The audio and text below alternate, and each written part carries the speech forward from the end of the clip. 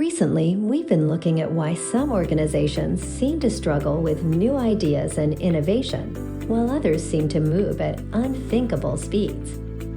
One of the main differentiators between these two types of organizations is a culture that enables the freedom to fail. While this may seem intimidating, enabling this sense of freedom will enable you to achieve innovation and agility in the midst of complexity. Not only will failing to learn from your mistakes lead to repeated failures in the future, but it will also create a rigid, narrow road to success for your workers that can hinder their ability to discover new ways of thinking or tackling problems. In order to succeed in the hyper-competitive modern landscape, you need to make sure the path to success is fluid, not rigid. Failure is an opportunity to begin again. Henry Ford. The latent value inherent in failure. Before you begin the gradual process of shifting your culture to one that embraces failure, it is important to understand the value that can be had from this type of system. If you are attempting to improve your ability to solve complex problems, it is essential to remain open to novel, new ways of approaching said problems. Failures are a natural part of the learning process. They ensure you don't get stuck in a cycle of stale feedback that only serves to reinforce itself. In an agile organization, we value the lessons that we learn from our failures. We embrace failure as a way to learn and grow. By learning from our mistakes, we can improve our processes, open ourselves up to creativity, and become more efficient. When something goes wrong, we take the time to analyze what happened and why it failed. We identify the root cause of the problem and figure out what we can do to prevent it from happening again. We also learn from our successes so that we can duplicate them and continue to improve processes. So why do so many organizations fail to embrace this outlook? The answer is hesitance towards uncertainty. It is not in our DNA to admit we are wrong or accept criticism lightly. Especially in leadership positions where appeasing shareholders is always front of mind, uncertainty often leads to anxiety. But it doesn't have to be this way. Overcoming the fear of uncertainty starts with accepting the fact that this fear will only hold back your organization from realizing its true potential. How to overcome the fear of risk-taking. The fear of risk-taking can be paralyzing, and it's often one of the biggest challenges to overcome when transitioning to an agile mindset. In order to encourage risk-taking, it's important to foster a culture that supports failure and understands that it is not only acceptable, but encouraged. When people feel safe trying new things, they're more likely to take risks, work together, share ideas, and learn from their mistakes. Some ways to foster this type of culture include encouraging experimentation and learning from failure, creating a safe environment where people are free to share their mistakes, celebrating failures as a way to learn and improve, providing resources and support for those who want to take risks. When people feel safe taking risks, they're more likely to be creative and innovative.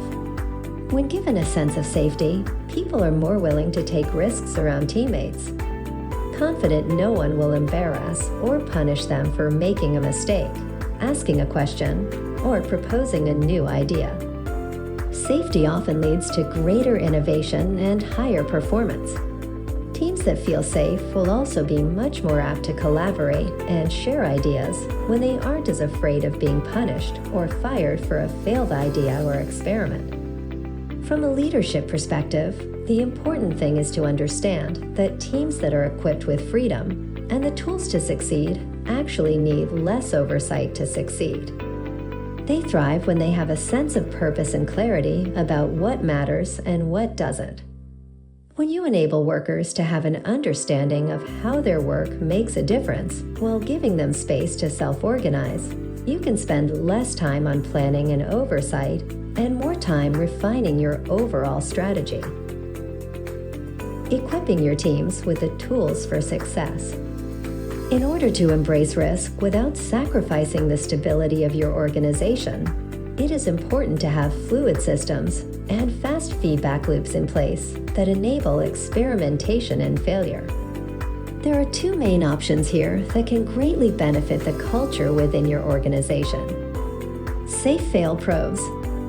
Enabling safe fail experiments within your organization can enable the possibility of many more latent possibilities to reveal themselves.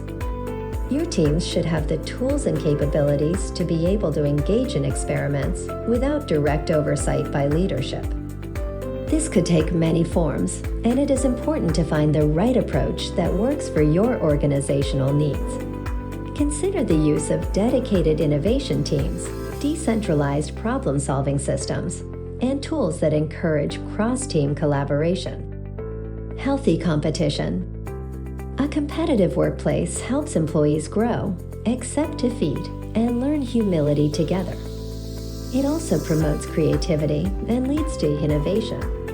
With the right type of competitive environment, organizations can motivate employees intrinsically, drive them to put in more effort, and overall achieve greater innovation and efficiency. Achieving the right type of competition within your organization can be difficult, however. Start by considering how you would like your employees to be motivated. Do you want them to be motivated by recognition and ego, or by an intrinsic sense of purpose and mastery? Competition can create friction between employees if it is not guided by the proper mindset. Vying for limited resources and personal gain can be negative motivators that create tension and selfish attitudes. This makes it crucial to promote healthy debates and constructive competition. Employees should hold each other accountable for their progress and feel motivated by the contributions of their peers. Narrative-based guidance. While it may feel unnatural for many leaders in the world, shifting from a constant command, predict, and control leadership style to one where you are focused on strategic thinking and serving your workforce can cause a drastic shift in innovation capabilities. Start by digesting the radical idea of a servant leader.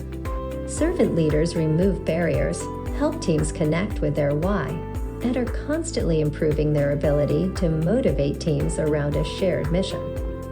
They serve, trust, listen to, and support teams instead of constantly slowing down processes and forcing teams to reach rigid goals. They spend more time strategizing rather than planning link. This type of leadership should be more focused on keeping workers motivated and united by a common narrative. If that narrative involves freedom and the crucial role of knowledge workers, you will greatly boost your ability to innovate.